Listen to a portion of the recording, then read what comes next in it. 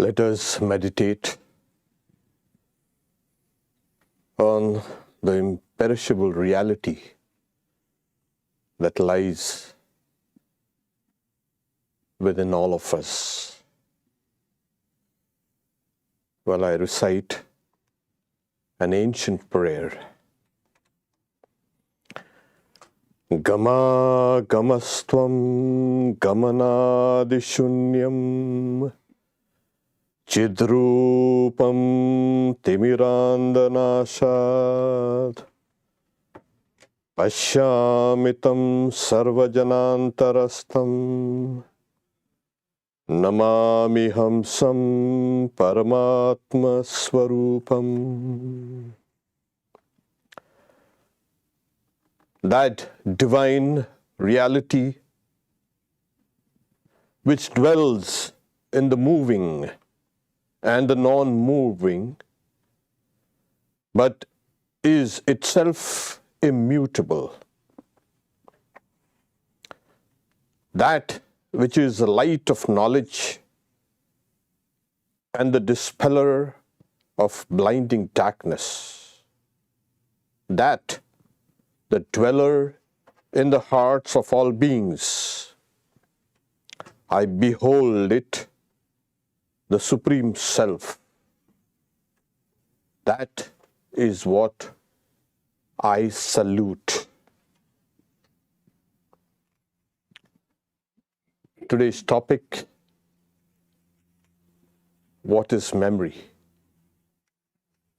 And people have been fascinated with this memory. And because of the fascination, it's compounded with this idea of identity. The who am I? And what am I? Well, the short answer is, you are a memory. That's a short answer. But the reality of memory is vast. It not only encompasses almost all of nature, and we are a part of nature, so that by implication, we also are guided by memory. Not only guided, we are composed of memory.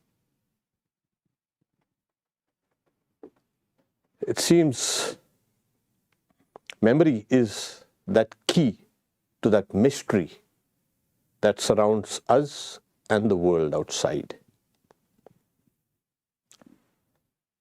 So we look at memory from a little different perspective from what we are used to. In simple terms, memory is the encoding, the storage, and the retrieval of past experiences and knowledge. The encoding, the storage, and the retrieval. Because if you cannot retrieve, it's useless. And this knowledge and experience that we have is in a way conditioned by the storage, the encoding, and the retrieval. So it's a loop. You get something in, it's stored, encoded, stored, and retrieved. And this very thing, again, influences memory and perceptions. So perception and attention and learning results in memory. Again, perception, attention, and learning is again influenced by memory. That which creates memories is also influenced by memory. So you can see how dynamic memory is, because it is linked to everything. Perception. If you don't perceive things, Those things do not exist for you. So your very existence depends on perception. And again, that perception and learning and attention and repeated practice also depends on memory. That's one point there. If it wasn't for memory, you would not understand what I am speaking, or nor would I understand what I am speaking. It suffuses everything. One thing is there, no one present in the world or anywhere can ever say with certainty, I know everything about memory. Nobody can say it. I mean, there are people who say it, but they don't really understand the depths of memory.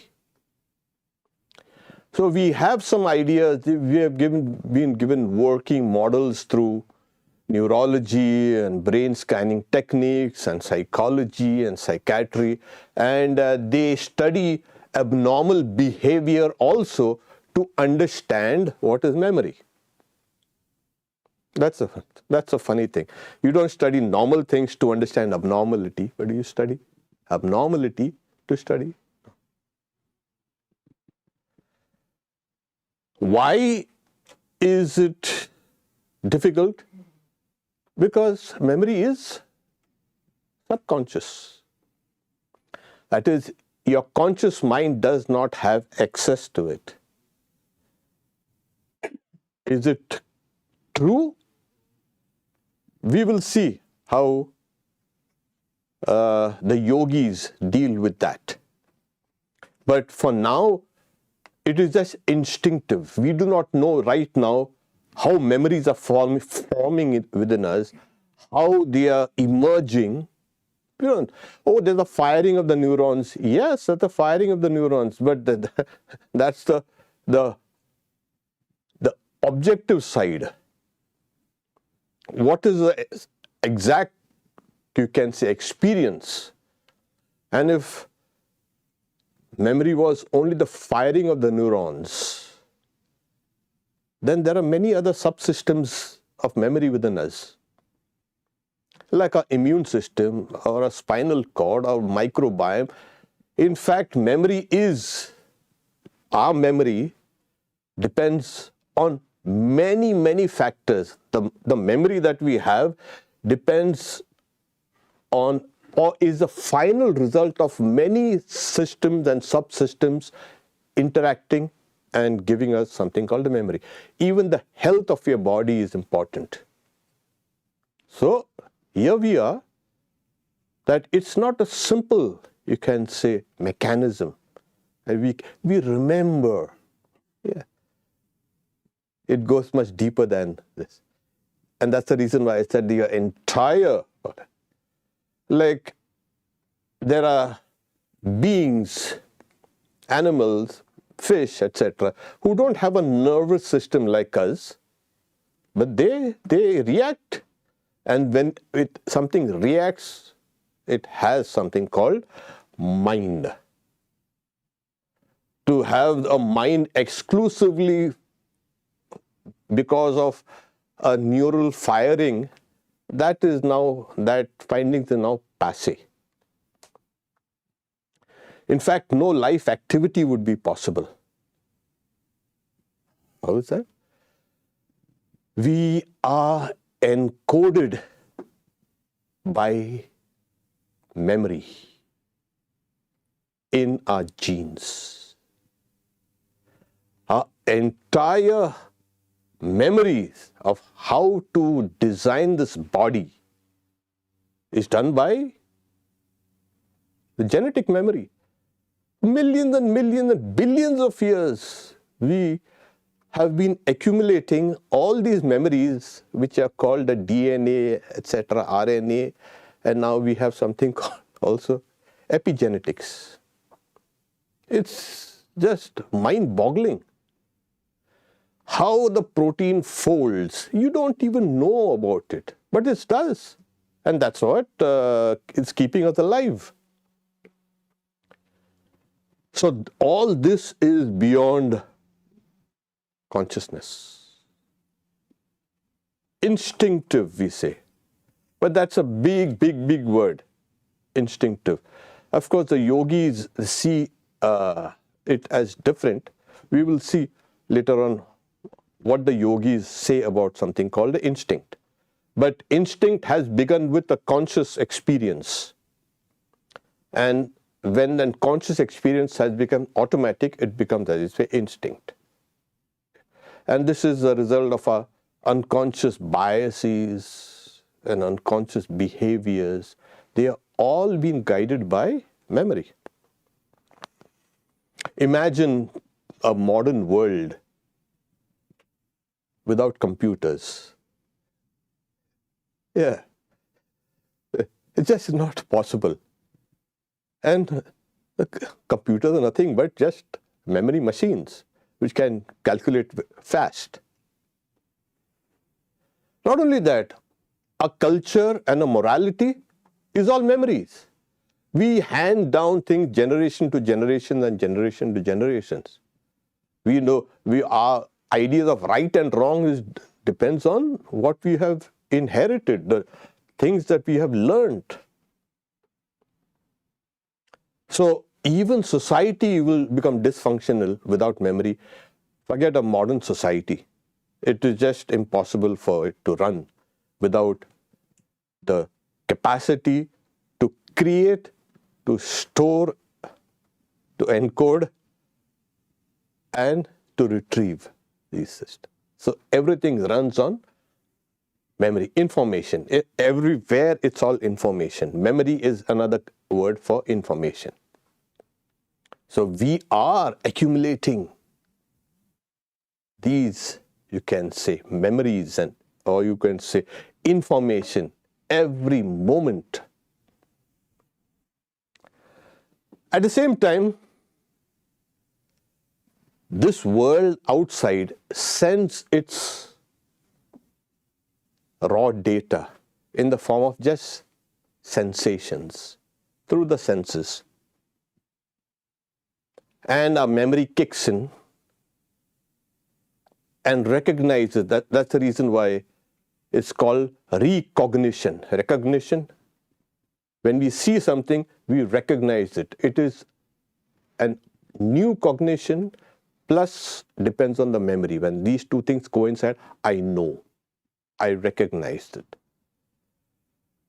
So the memories may all be subconscious, but yet it is the major part of our lives.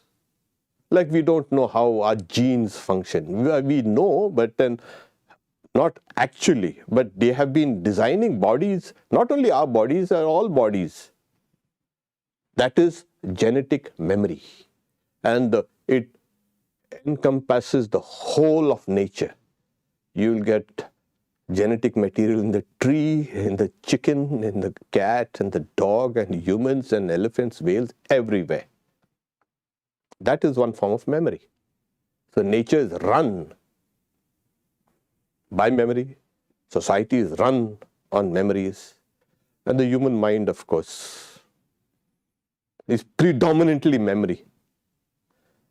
Yeah. So what is memory? According to Indian philosophy, it is called chitta, the mind stuff. It is the stuff that composes your entirety of the mind. Now the mind is not a small thing like this somewhere here, maybe here. Oh, try to find out where the mind is. It's not possible. I give you a guarantee, you will not be able to find a mind. But we know the mind, we have a mind, we operate it, or maybe the mind operates us. And the mind is nothing but past knowledge, past experiences, all the learnings, all the skills and everything is there. So it's called a chitta. Okay. So there are other aspects which we will quote Swami Vivekananda. He says, the sensory organs, the mind and the intellect, they function in an environment of memory, which is called the chitta. I think that's clear. The senses, which bring in all the data from outside, the mind, intelligence, the sense of I, it operates in the crucible or the environment of the memory, chitta. So we are intelligent. See, if you take off all the memories, you see what happens. Oh, dementia. That person does not even remember what has happened. The whole personality simply crumbles. All the intelligence has gone. Your sense of I has gone. Everything goes away with that as the memory diminishes. So that's how these yogis were smart enough to say, okay, wait, this is important. All your memory and all the intelligence and all that you have, take care of this. And if you can understand this, you will understand every other aspect of life. So reasoning and emotion also depends on memory. Yes.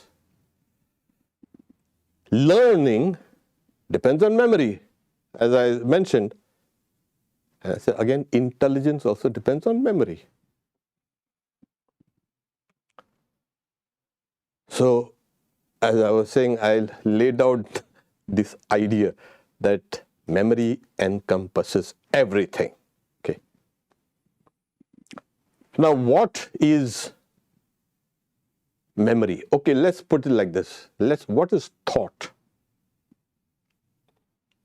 Thought, as we can see, I'm speaking and you are here listening to me, but you're also thinking and processing what I'm saying. And besides the other things also. But the other things around in this hall, they are kind of become secondary or tertiary. Your attention is somewhere here. Every thought has power. It is alive. Why? Because it is a form of energy. Now, you know, energy has many forms.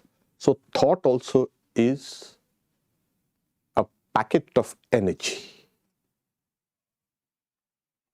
And that's the reason why when these thoughts becomes memories, they go down. They don't lie dead. They are not dead. Otherwise, there will not be the dynamism of the subconsciousness. These packets of memories or these packets of energies, they act and interact with similar forms of energies or dissimilar forms. All these thoughts, it forms a vast network below your consciousness. They are active. All the things that you... Why do you think that, oh, I've got these traumatic memories. 50 years ago, something happened to me. I'm still having those traumatic memories. It means that they are alive there. So, and they're very fluid. The people who play music, yes, for instance, and they've been playing music for the 15 years, 20 years. And then newer kind of tunes are created in their mind. Not consciously. They think and then they come out with a string of melody. it is the subconscious mind that is creating and recreating all these memories and comes out with novel combinations. And that arises, I've got an insight. Thank God for the subconscious.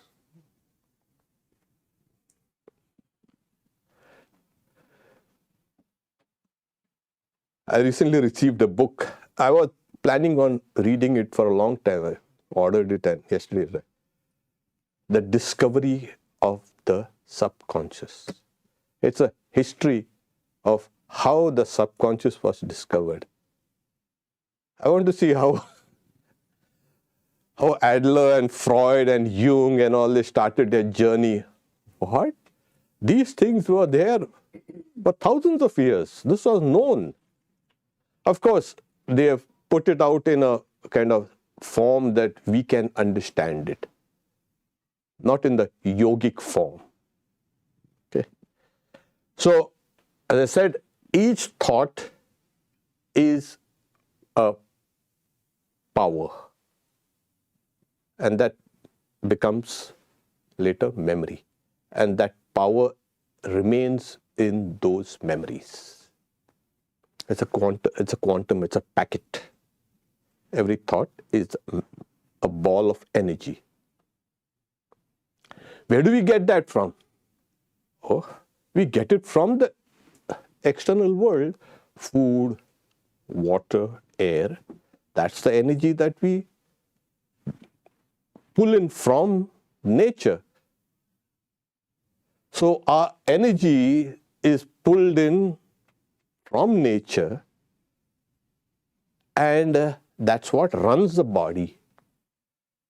And the system itself is designed so that the finest of that energy becomes thought energy.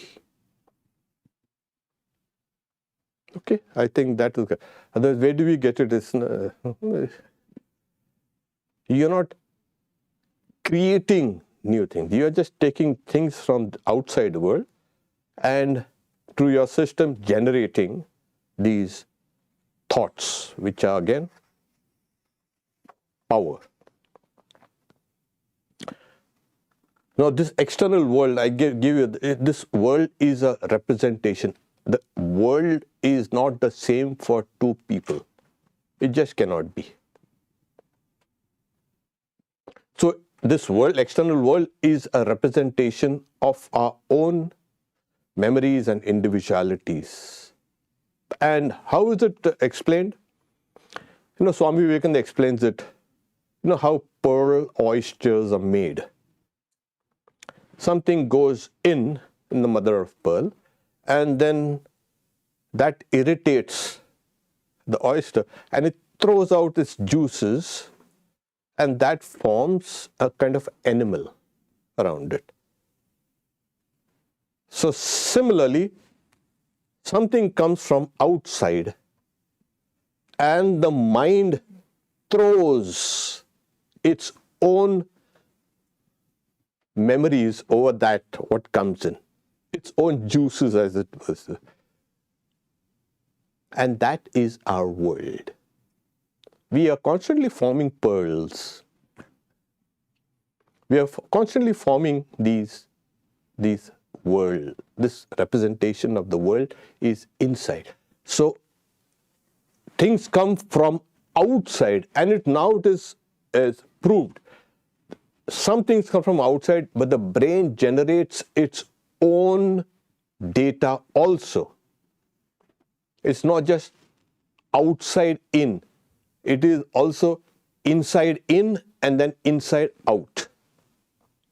So we have a representation. So this is how. Okay. Then Swami Vivekananda explains using the illustration of a lake. When something is thrown in the lake, what happens is there's a ripple. That ripple is what is called a wave, vritti. Chitta and vritti. Chitta, as I said, the crucible where everything is dancing about inside.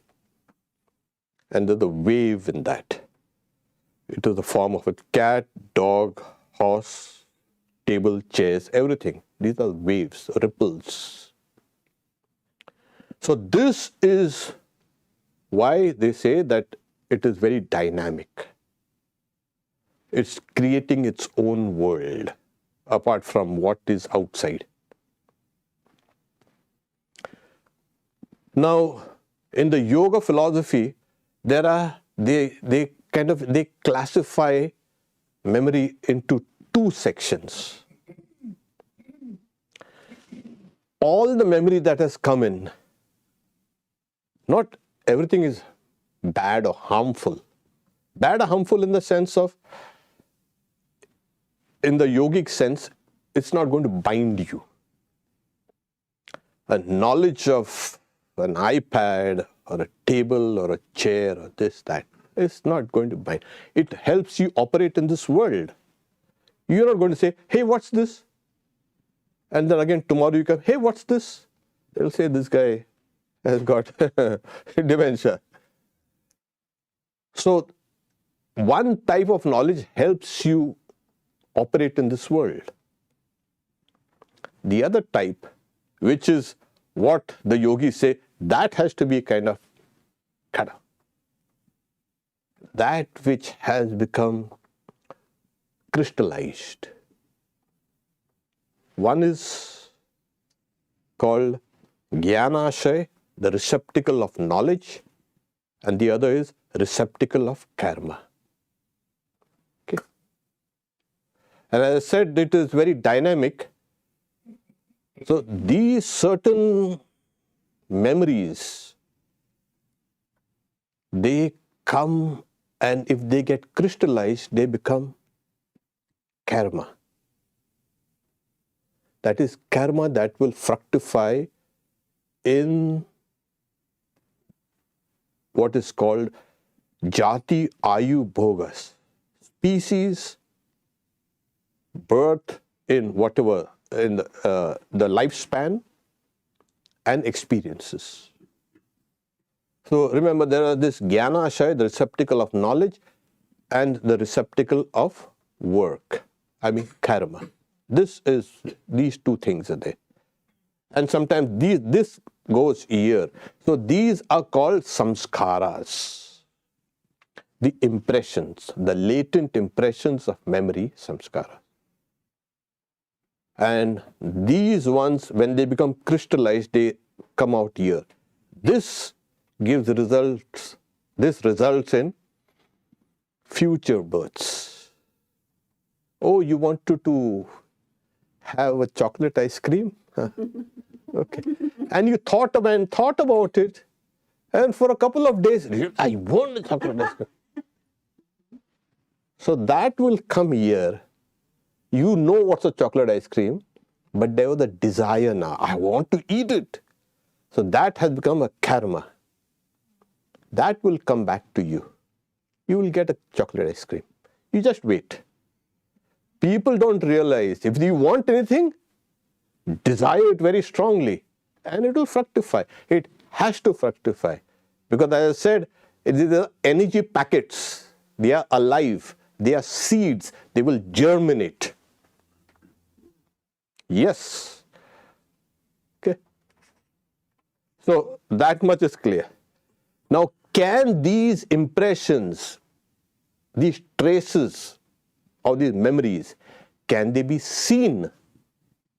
I'll give you a few examples from Sri Ramakrishna's life. There was a great Pandit, the Samadhyayi.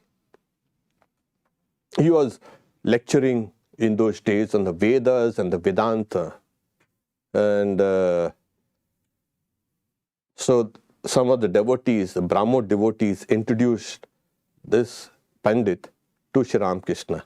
And Sri Ramakrishna says, yes, I can see him through his eyes as one can see the object in a room through a glass door. So Sri Ramakrishna is seeing what he is made of. That is what his memories and everything are. Another devotee from Nandan Bagan is saying, Sri Ramakrishna looked at him, everything inside him can be seen as one sees objects in a room through a glass door. Another one, he tells M, whose life we are studying on every Friday. Yes, I know what your ideal is, who you are, your inside and outside, the events of your past lives and your future. Do I know? Do I not? He asks. M then say, yes. So Sri Ramakrishna can see his past, his future, and what is inside, outside. Like everything is kind of transparent. Can anything be done about it? Yes, Sri Ramakrishna says, again, he's talking about another devotee called Kedar. Kedar was a fine old man there. Say, I wanted to pass my hand over his chest, but I could not. He has knots and twists inside. That is, his memory is all knotted and twisted. And he says, it is like a room smelling of filth, which I could not enter. So all his memories. So memory is also called, the memories that will fructify are called vasanas. That which dwells deep inside. And the quality of your thoughts will dictate the fragrance of your memories also. Thoughts have fragrance also. No, what's that? Yes. Like thoughts, like you think and then they are tinged with emotions, They are tinged with anger or hatred or love. These are thoughts. You don't even have to say anything, just think. And the people look at that. The guy looks angry. Oh, look at this. It's very loving. So your thoughts are actually sculpting you. Not only your personality, you're sculpting your body itself. That's why Sri Ramakrishna said he's trying to, it smells like a room full of filth. Then Sri Ramakrishna also could take up a discussion with people, thoughts which have been kind of troubling them, or they have been seeking answers. Like Swami Shivananda, he was so enamored with this idea of samadhi, and he was thinking about it, reading about it. And when he first met Sri Ramakrishna was speaking on that very subject. And he said, look at this, it's surprising. It's not surprising. And then later on he knew it's not surprising. There are other devotees, they have been discussing something, and when they come to Sri Ramakrishna for a solution for that, Sri Ramakrishna is speaking of that very thing. You can pick out thoughts, you can read them, because that's only meant for the yogis. But we all of us, we have an intuition about reading minds, reading people's thoughts. Yes, it's natural. So can memory be seen by others? Absolutely. Can we see our own memory? Absolutely. So in the yoga philosophy, in one of the aphorisms, there is a aphorism that says, Samskara sakshat karanat purva jati jnanam. So, is it? By perceiving the impressions comes the knowledge of past lives. There you go.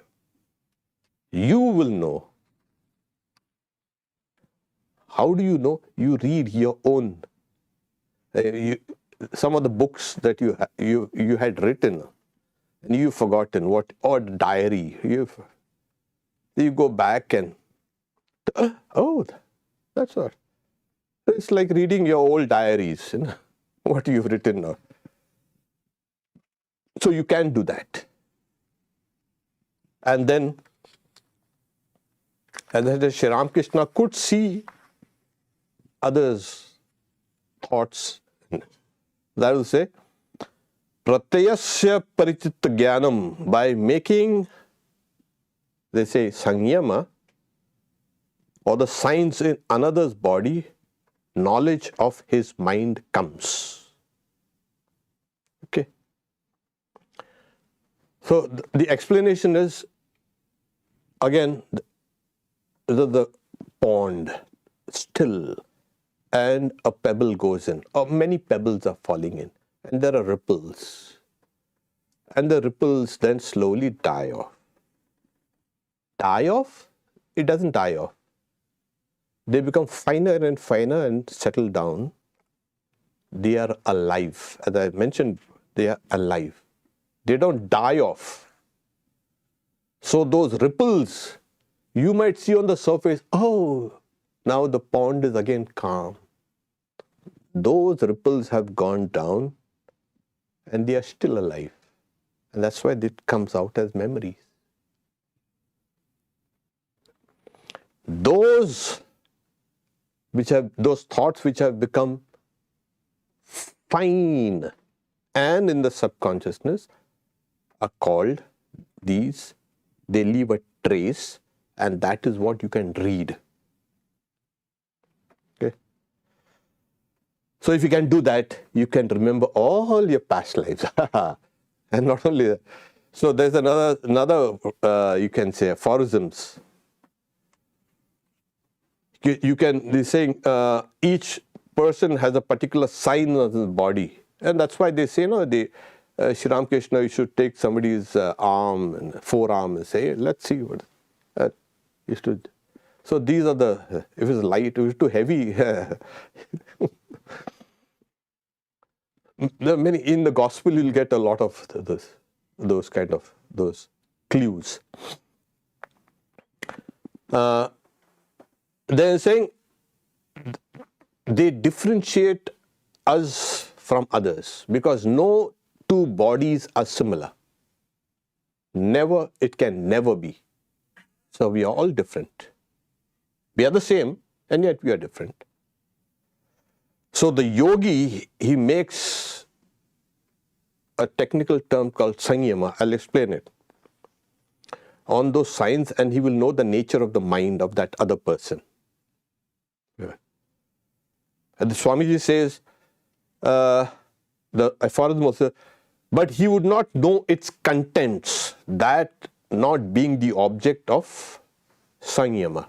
That's another, the explanation is due. Natachat salambanam tasya vishayi bhutatvad. So Swami Vivekananda explains, he or the yogi would not know the contents of the mind by making a sanyama on the body, but there would be a twofold sanyama, kind of concentration. First on the signs of the body, and then the nature of the mind itself. He will have to do the concentration on the mind itself of that person. And then the yogi would know everything that is in that mind. That is what Sri Ramakrishna was using. Now we know, that was the method. Okay. Now, that concentration we are talking about, what is exactly this? What is it? It's called ultra concentration. As I said, a technical meaning is, a technical term is sanyama. It means three things: dharana, dhyana, samadhi.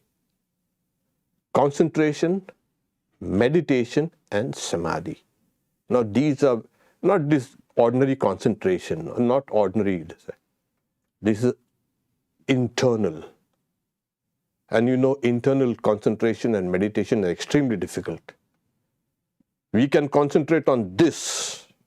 Try to concentrate on this object inside, you'll know what it is. So, at that stage of samadhi, you can see things very clearly. For that person, as I said, that person has got the key to the mysteries of the universe. So Sri Ramakrishna could understand all sounds made by even birds. He could understand. And this is also mentioned in the yoga philosophy. You can understand everything, every sound, because behind every sound is a mind, and behind every mind is memory. So you can understand. Okay. I think this is more or less clear. I say, where is this? All these impressions and all these samskaras and all these traces and all these thoughts, where they are? They are not dead. They are subconscious, but they are not dead. The subconscious, but yet they can be revived. You can dive into that, and through yogic concentration, you can dive inside and see your entire past. Like Sri Ramakrishna tells him, I know your past, I know your future. So you can read the entirety of your life. Then you will see, oh, I'm not a new kid on the block. I've been here many times, many times, 1,000,000 times. I've been here. And I am the result of all those things. So life is not just on this one level. And on this one level, life is kind of despicable at times. Where do you think people go and commit suicide? Where the people are kind of, they want to live in that kind of depression and anxiety and stress and where do you think people are still suffering from trauma and now that's become a kind of a fashion. Every second person has got trauma. Yeah. Once you understand the entirety of your life, these small things will not bother you. So where do they are? They are alive, they are there. Now yoga comes and says they are all, yoga, Swami Vivekananda gives an example. Okay, like I see this. It's a book. Okay, I know it, I can read it. Now, when I go to sleep, I dream about this book. The book is absent. And yet, I perceive the book. I perceive what's the contents. Here in this state, things come from outside and in my mind, and I kind of generate my own knowledge and experiences. I can read, etc. But when I dream or when I remember, where is that external motion coming from? As you have said that these are all energy packets. These energy packets are stored. And sometimes without a cause, these things come out and you dream. Oh, and I'm listening to a song, I think about a book. Where did this come? I push that thought away. So that subconsciousness is extremely dynamic. This is the place. Now, there are some philosophers who say the entire subtle body that you have is suffused with these traces. In the yoga philosophy, especially in the Tantra, the whole thing is coiled up. Where is that coiled up? It's a coiled up energy, it's a balled energy. All your thoughts, all your feelings, all your experiences, all your knowledge, everything that you have done is kind of coiled up. And that is called a Kundalini.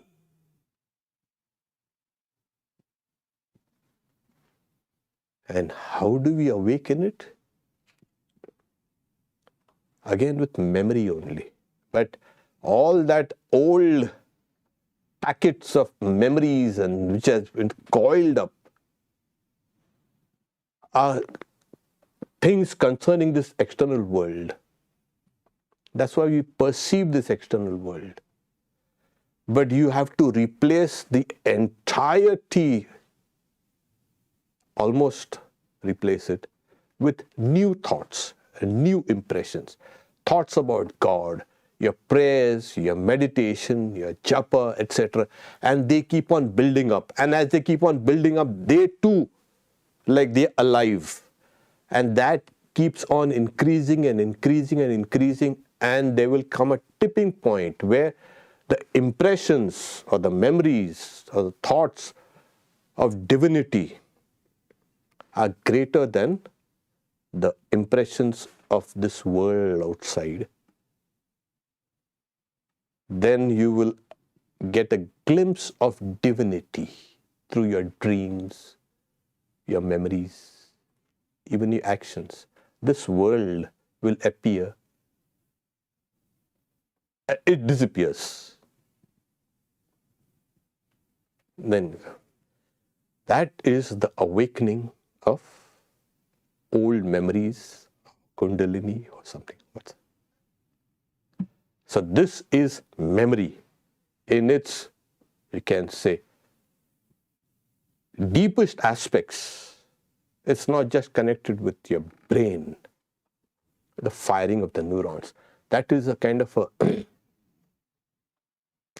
very simplistic way of looking at memory. When you dive down into it, the whole universe connected to your memories.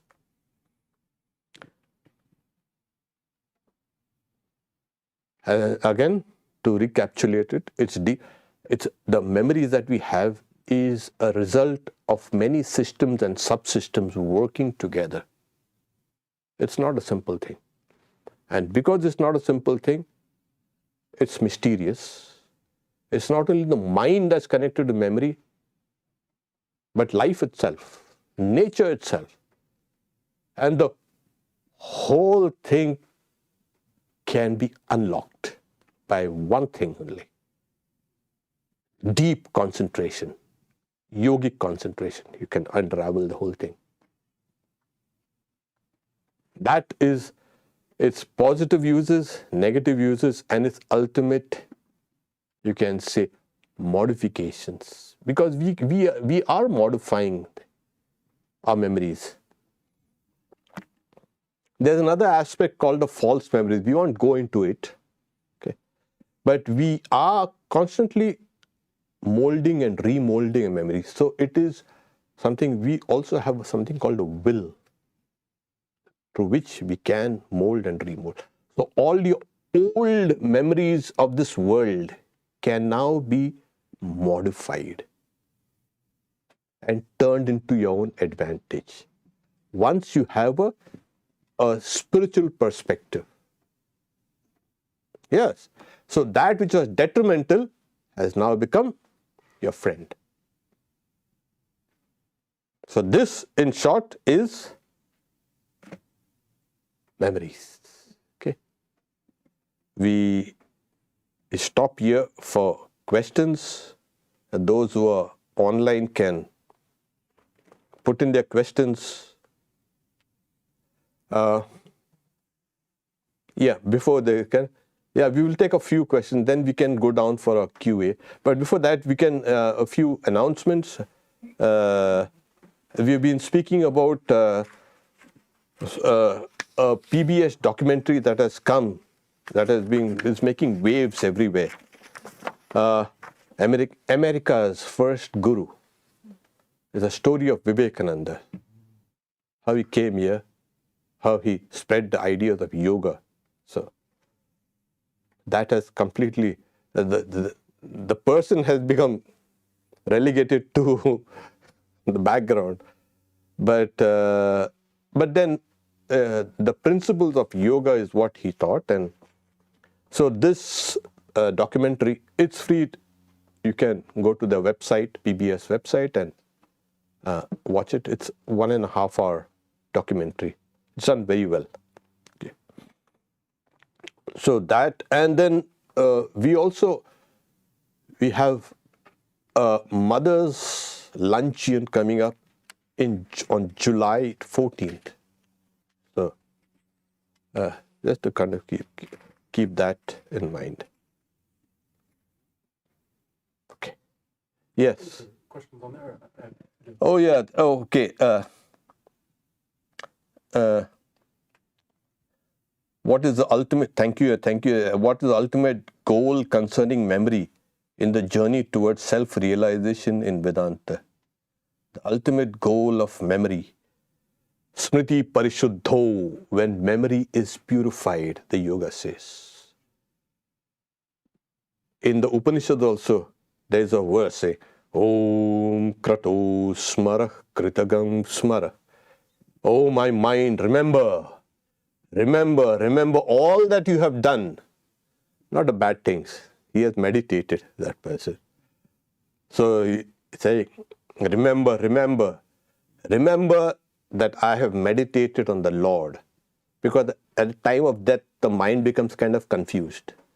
With all this pain and this and that, things are happening there, you don't even know what's happening there. So the mind gets kind of distracted, confused. And so the sage is telling his mind, oh my mind, remember everything that you... And the path then opens for him. So that is memory. That is the ultimate goal concerning memory. That is, you think of the divine, you will become divine. What practices in Vedanta are recommended for overcoming the influence of past memories in the present? Yeah.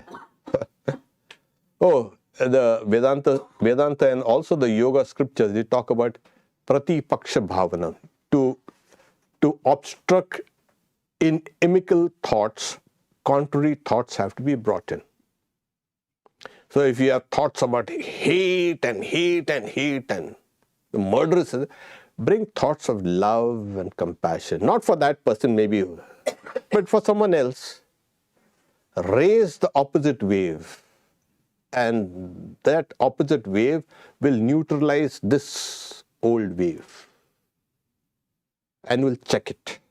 That is the way to check old memories, old thoughts, old habits, by bringing in counter thoughts. So in spiritual practices, the repetition of God's name, japa, is important. This is the reason why. You may not know one thing over and over again. Yeah, keep on. 1,000,000 times. Yes, 1,000,000,000 times. Keep on repeating. And one day you'll see that flash. Illumination will come. Because you have all counted all your old things. That has come. Okay, just a moment here. How do we avoid the obstacles of reality? No. You have to avoid the obstacles of illusion. So that, they don't, reality is reality. Okay. Okay, somebody has said, saying that my series on mantra yoga is all about overcoming past memories on the present. Okay. Okay. Aparigraha, non-receiving of gifts, remember past life. Yes. I think in one of our previous talks on yoga, we have said, when one is fixed in non-receiving of gifts, aparigraha stairyam, janma katana sambodhana, you get the memory of past lives. So that is another way. But that's not that ordinary, somebody comes with a gift of chocolate chip cookies. Okay. But if you accept it, I want it. You accept it for the Lord, What you give, okay, it's for Sri Ram Krishna. Okay, there it is. I come out of it. So slowly I build up that power. And if you're fixed in that, I mean established in just non-receiving of gifts, you will get the memory of past life. Thank you for friend here who has.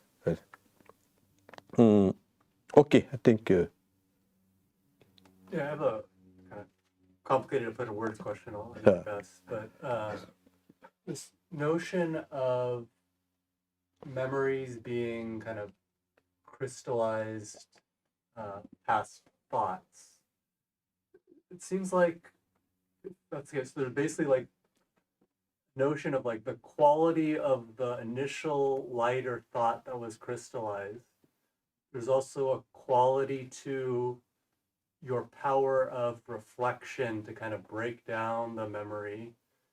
And sometimes the potential that's sort of hidden, latent within the memory has varying degrees, right? And so my question is, sorry, and then made more complicated by the fact that as you kind of progress on your spiritual journey, the overall quality and completeness of your thoughts gets better in a certain sense, or at least more complete. Yeah. And so my question is, let's say you had certain thoughts that crystallized in the past when you were, quote unquote, earlier in your journey, and so they were of a lower quality. But they were still sort of complete, so they have sort of some potential in them. Is that possible, or is it once you kind of, your reflective quality gets better, you're just seeing the same thoughts more clearly because of where you are right now? Does that make sense?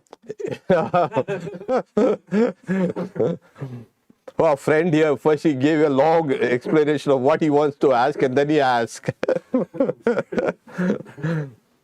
The question is for the audience here, so the quality of the thoughts that had been crystallized, say maybe 10 years or 20 years ago, okay, do they interfere now with the quality of the present thoughts?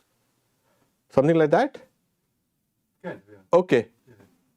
You see, always remember that we are constantly evolving. So things that we had done in the past, which were crystallized now, of low quality, as he said, they are there, but those very things have now crystallized. We are becoming wiser and wiser. We don't repeat those old mistakes again. So what about those guys, those fellows are lying down there? Well, they say, every dog has his day. They'll have their day, don't worry. But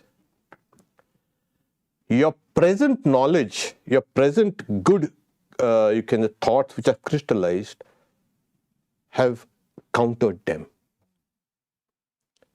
So this is one thing that is.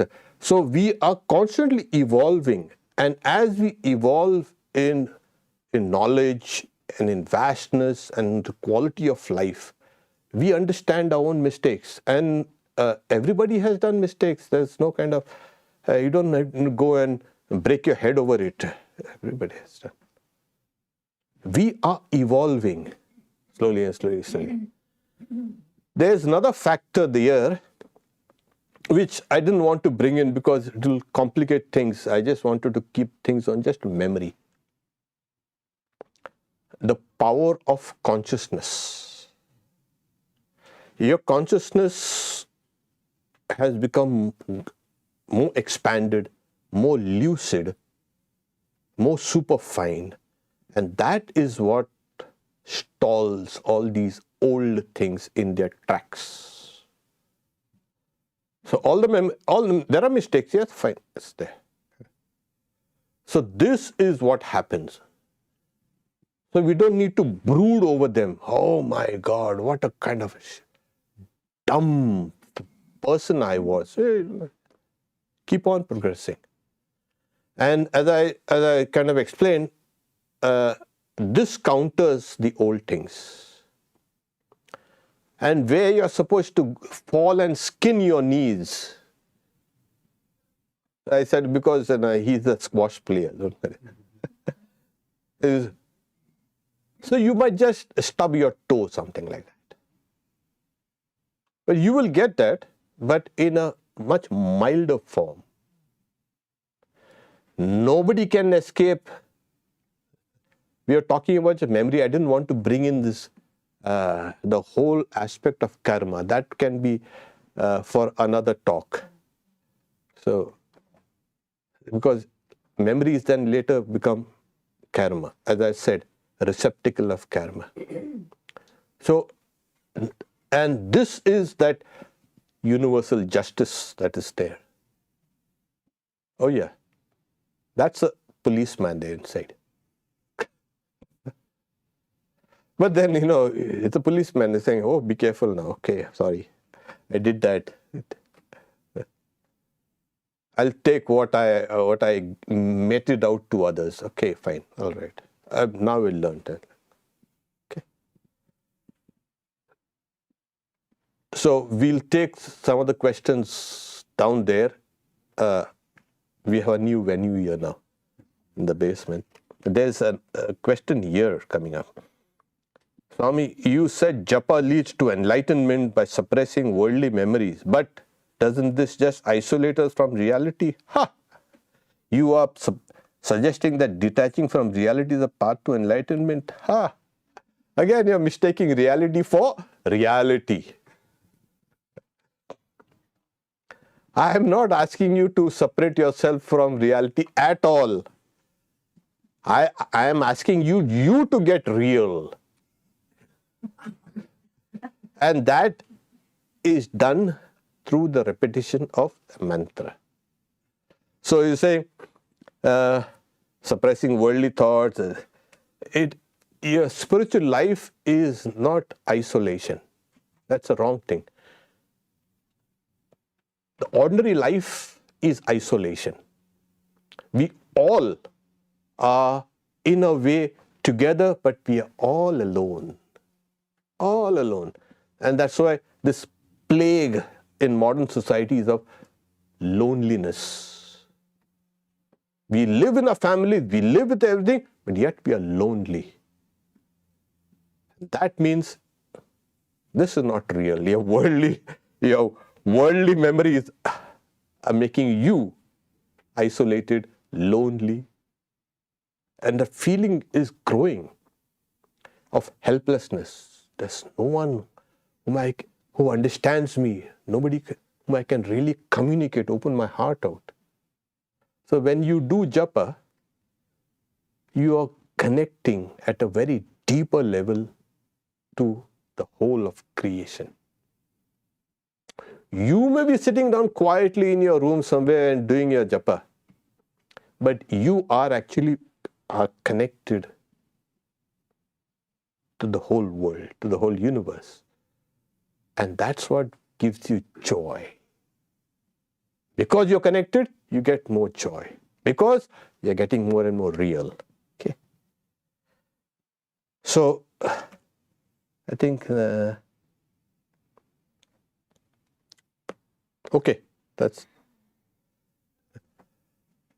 Om Shanti Shanti Shanti Harihi Om Tat Sat Shri Ram Krishna Arpanamastu.